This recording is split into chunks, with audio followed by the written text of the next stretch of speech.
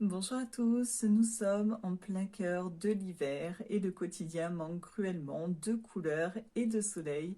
Il est à peu près 11 heures du matin, toutes les lumières sont allumées, vous voyez, on a vraiment l'impression que c'est déjà la soirée tant il fait sombre. Alors comment égayer un petit peu ce quotidien en mettant des fleurs chez vous? Et il existe une petite technique vraiment sympathique pour faire fleurir les bulbes d'hiver avec seulement de l'eau. Et je ne sais pas si vous connaissiez cette technique, mais c'est ce qu'on va découvrir aujourd'hui, l'hydroponie ou hydroculture. Voilà, j'ai ramené un petit peu toutes les fleurs qui étaient sur le rebord de ma fenêtre ici pour vous montrer un petit peu plus. Donc l'hydroculture, l'hydroponie, c'est tout simplement la culture des plantes dans l'eau sans utiliser aucun apport, ni terre, ni substrat, etc. Alors comment ça fonctionne? Tout simplement, la floraison des bulbes est possible car les bulbes contiennent donc, à l'intérieur, ils ont emmagasiné toutes les réserves accumulées nécessaires à la pousse de la fleur. La terre n'est donc pas nécessaire. Alors, les bulbes des fleurs d'hiver, telles que les jacinthes, comme vous voyez ici, là, on a des tulipes. Le grand, là derrière, c'est un amaryllis. Et là, j'ai aussi des petits crocus, se prêtent tout à fait, justement, à cette culture avec juste de l'eau. On appelle aussi cette technique le forçage des bulbes car on va tromper en fait les bulbes sur les saisons pour les faire fleurir plus tôt. On va voir comment procéder. Alors comment procéder? C'est tout simple, il suffit d'acheter des bulbes. Alors moi j'ai pris des bulbes, les rares bulbes que je trouvais parce que j'en ai pas trouvé beaucoup. Donc on a des crocus et comme je vous disais ici des tulipes. Alors, il existe des bulbes qui sont déjà forcés. Alors, vous pouvez demander dans votre boutique, si vous êtes dans une jardinerie, normalement les personnes sauront vous renseigner. Sinon, vous pouvez les placer une semaine dans le bac à légumes du réfrigérateur. Le froid est nécessaire pour lever la dormance en fait des bulbes, les réveiller un petit peu, qui voient comme je vous disais, en fait, on les trompe sur les saisons. Ils se disent, ah bah tiens, là ça y est, c'est l'hiver et après quand on va les sortir, ils vont passer au printemps. Et donc comme ça active le démarrage de la végétation, tout simplement. Alors j'ai essayé, donc moi, avec cela directement sans les mettre au réfrigérateur. Vous voyez, par exemple, pour les tulipes, ça a fonctionné. J'ai regardé un petit peu sur les plaquettes là, j'ai pas vu, c'était pas noté justement, si c'était des bulbes qui étaient déjà forcés ou pas. On n'a pas d'indication. Alors, des fois, ça peut être marqué, et sinon, la plupart du temps, on ne trouve malheureusement pas cette information. Mais donc, une petite semaine au frigo, comme je vous le disais, et comme ça va aider à activer le processus. Ensuite, il va falloir trouver des récipients. Alors là, c'est une affaire de goût. Il existe des vases à jacinthe. Alors, je vais vous mettre une petite photo. Ce sont des vases, en fait, qui font comme un sablier, qui sont resserrés au milieu et à nouveau élargis. Alors, on a un petit peu là sur nos petits verres. Alors ça, c'est juste des récipients à yaourt que j'ai récupérés. Et vous voyez, ça fonctionne très bien ici avec notre jacinthe. Le bulbe tient tout seul en haut et donc c'est ça qu'il faut réussir à obtenir pour que ce soit vraiment le plus simple au niveau de la position du bulbe et pour éviter justement le pourrissement du bulbe avec l'eau. Sinon, vous pouvez prendre des verres, des vases, des pots à yaourt, des pots à confiture. Vous voyez, là, j'ai pris derrière aussi un petit bocal pour faire une composition. Alors, on peut mélanger aussi plusieurs sortes de bulbes. On peut également, alors là, on ne voit pas trop, j'ai pris une petite tasse fantaisie. Hop, essayer de le mettre ici, donc pour faire une composition un petit peu plus sympathique. Là, c'est vraiment une affaire de goût, comme je vous disais, laissez libre cours à votre imagination.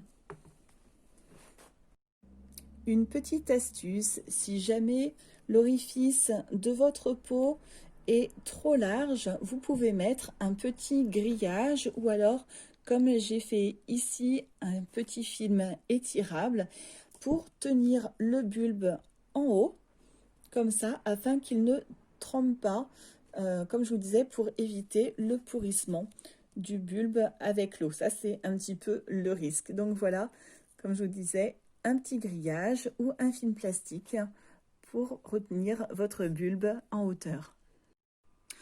Comment remplir ensuite votre contenant? Alors, soit vous faites juste avec de l'eau, donc comme je vous l'ai montré tout à l'heure, vous prenez votre petit récipient, vous mettez de l'eau dedans, vous posez votre bulbe tout simplement.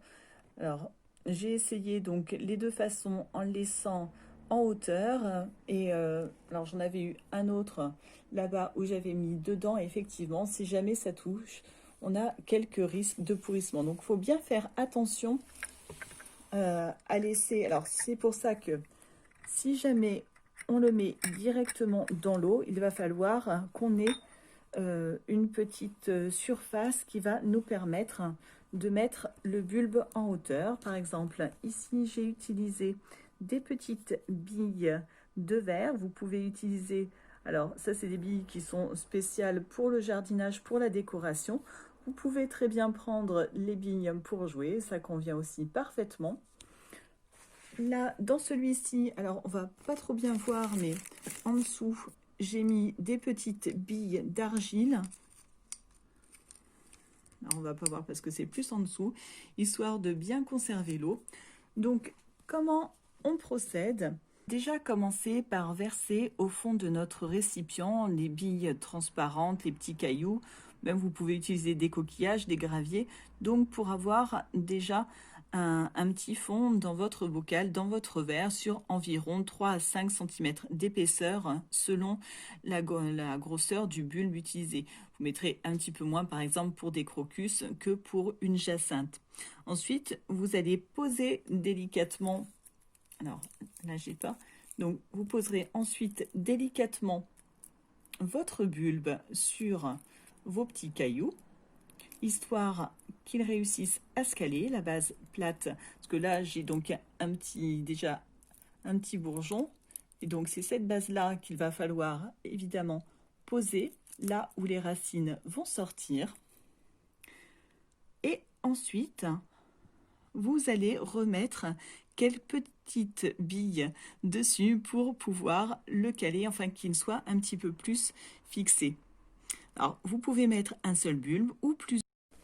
Il faudra ensuite surveiller qu'il y ait toujours suffisamment d'eau, que le niveau d'eau soit constant, parce qu'il va y avoir l'évaporation. Les racines vont aussi puiser dans l'eau un petit peu des ressources nécessaires. Et vous verrez, les racines, en se développant autour des petits graviers, comme ça, vont réussir à stabiliser la plante qui va devenir de plus en plus lourde au fur et à mesure qu'elle va pousser.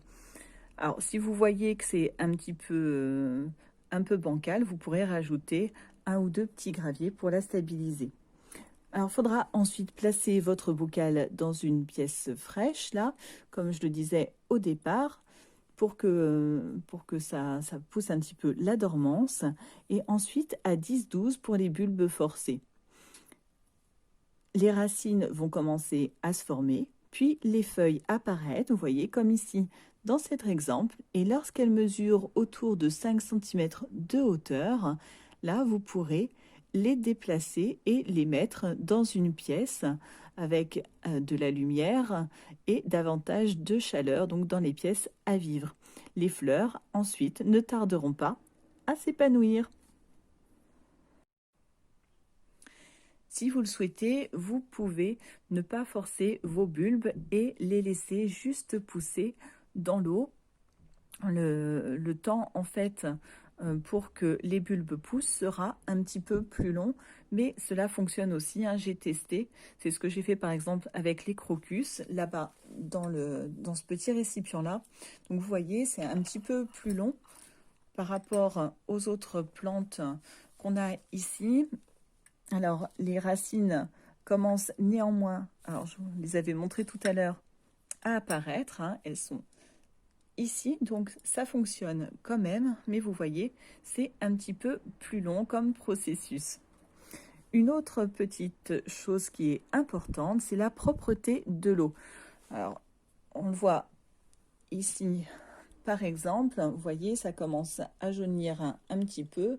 On a aussi des fois des petites bêtes qui vont aller essayer de boire un petit peu, etc., et qui vont se noyer. Donc, il est important de laver régulièrement l'intérieur de votre récipient. Et vous pouvez rincer aussi sous un petit filet d'eau les racines. Voilà, pour garder une eau limpide plus longtemps. Et on peut aussi, une autre petite astuce, si vous en avez, placer un petit morceau de charbon de bois. Ça aide aussi à la propreté de l'eau. Donc voilà, j'espère que ces petites suggestions vous auront été utiles afin de mettre un petit peu de couleur pour mettre un peu de vie dans votre hiver. Je vous dis à très bientôt. Ciao!